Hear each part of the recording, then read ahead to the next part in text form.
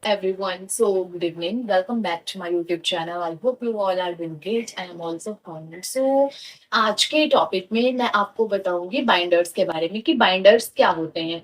देखिए मेरा ये जो चैनल है ये चैनल है फार्मा फील्ड के बारे में।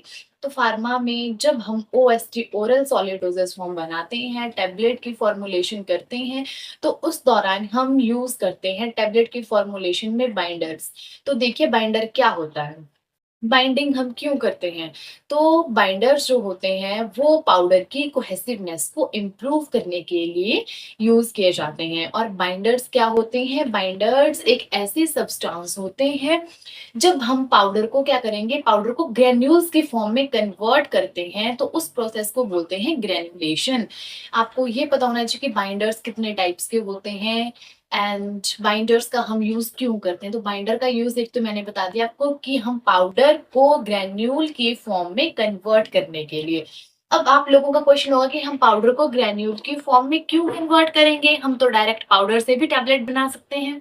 तो देखिए आपका क्वेश्चन बिल्कुल सही है, हम पाउडर से भी टैबलेट बना सकते हैं, बट क्या होता है, डिपेंड करता है कि आपका जो पाउडर है वो पाउडर आपका क्रिस्टलाइन फॉर्म में है या वो हाइग्रोस्कोपिक है, अमॉर्फस है, उसका जो एपीआई का नेचर है वो कैसा है।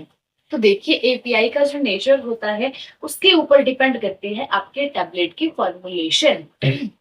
तो देखिए मैं बात कर रही थी बाइंडिंग की, ग्रेनुलेशन क्यों जरूरी है। अगर आपका जो एपीआई होगा, अगर एपीआई मान लो उसका फ्लो अच्छे से नहीं हो पा रहा है, ज्यादा हाइग्रोस्कोपिक नेचर का है, तो हमें बाइंडिंग करना पड़ेगी, क्योंकि नहीं तो वो चिपकेगा, नहीं तो वो पाउडर का फ्लो हॉपर से सही नहीं आएगा, इसलिए हम ग्रेनुलेशन करते हैं। अगर हम ग्रेनुलेशन करेंगे तो ग्रेनुलेशन के दौरान हमारा जो फ्लो प्रॉपर्टीज होती है पाउडर की, वो फ्लो प्रॉपर्टीज इंप्रूव हो जाती है। अब आप बोलोगे कि कौन कौन से बाइंडर हम यूज करते हैं। तो देखिए बाइंडर्स डिफरेंट डिफरेंट टाइप्स के बाइंडर हम यूज करते हैं। HPMC-E5, HPMC-E15, PVP-K30, फिर आप मेज स्टार्च का पेस्ट बना के बाइंडिंग करते हो। ऐसे बहुत सारे ऐसे बाइंडर्स होते हैं जिनका यूज हम ग्रेनुलेशन प्रोसेस में करते हैं, ओरल सॉलिड डोजेस फॉर्म की टैबलेट फॉर्मुलेशन में करते हैं। आप पूरा वीडियो एंजॉय कीजिए, मैंने पूरा वीडियो आगे बनाया हुआ है, आप वीडियो देखिए।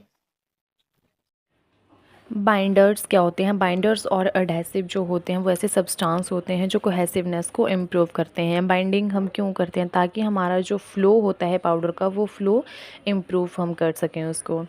It is utilized for converting powder into granules through a process known as granulation. जब हम जो आपका नॉर्मल पाउडर होता है, पाउडर को हम क्या करेंगे, कन्वर्ट करते हैं ग्रैन्यूल्स में, तो उस प्रोसेस को हम ग्रैनुलेशन बोलते हैं। वो मैंने आपको पहले बता दिया कि फ़्लो प्रॉपर्टीज़ को इम्प्रूव करने के लिए हम बाइंडिंग करते हैं। Flow property, fluidity is required to produce tablet of consistent weight and uniform strength. अगर आप बाइंडिंग करते हो तो उसका फ्लो प्रॉपर्टीज़ इम्प्रूव होती है, एक कंसिस्टेंट वेट हमें टैबलेट का मिलता है, यूनिफॉर्म स्ट्रेंथ मिलती है। दैट्स वाई हम बाइंडिंग करते हैं। Compressibility is required to form a stable intact compact mass when pressure is apply. जब आप प्रेशर अप्लाई करते हो तो एक इंटेक्ट कॉम्पैक्ट मास मिलता है एंड उसके compressibility is required to form a stable. दो मेन ऑब्जेक्टिव ऑब्टेन्ड होते हैं जब आप बाइंडर की एडिशन करते हो टैबलेट फॉर्मुलेशन में एंड देन फिर प्रोसीडिंग फॉर ग्रैनुलेशन प्रोसेस। तो देखिए आई नो कि आपको बाइंडर के बारे में सारी चीज़ें क्लियर हो गई होंगी। बाइंडिंग हम क्यों करते हैं, फ्लो प्रॉपर्टीज़ को इम्प्रूव करने के लिए हम बाइंडिंग करते हैं।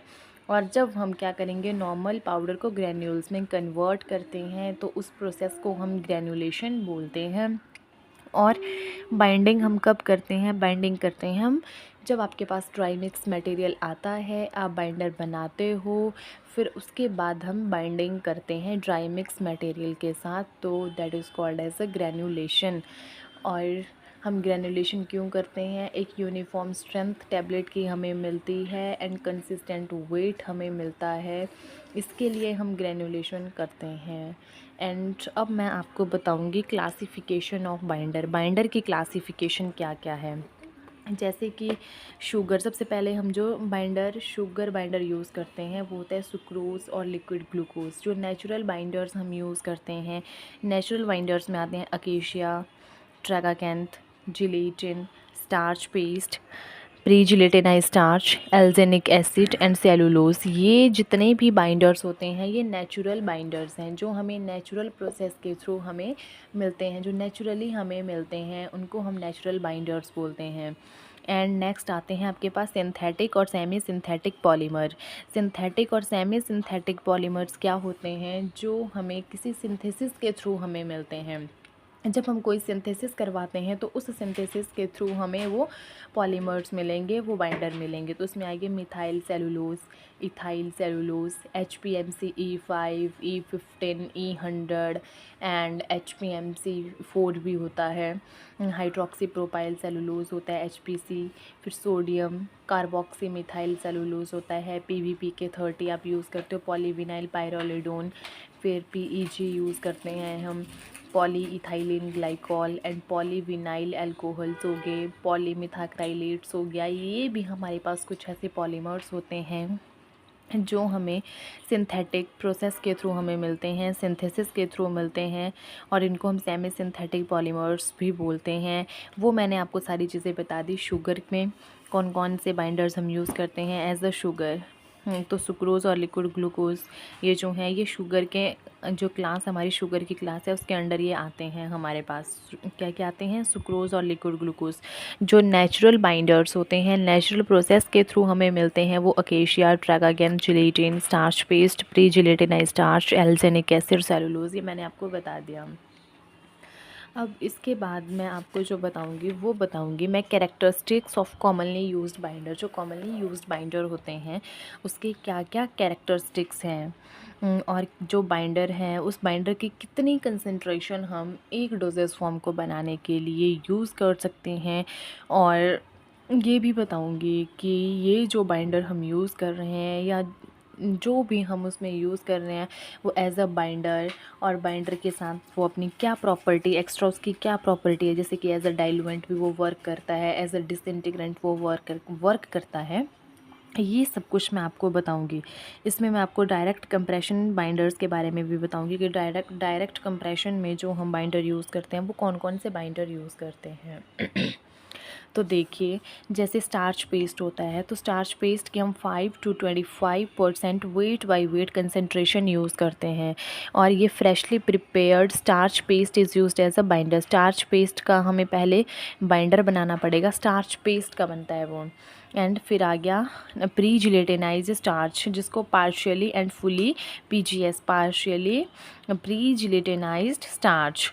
तो 5 to 10% वेट बाय वेट हम इसको यूज़ करते हैं। इसको डायरेक्ट कंप्रेशन में भी हम यूज़ करते हैं तो करेंगे 5 to 10%। अगर आप 5 to 75% यूज़ कर रहे हो तो हम वेट ग्रेनुलेशन में यूज़ करते हैं।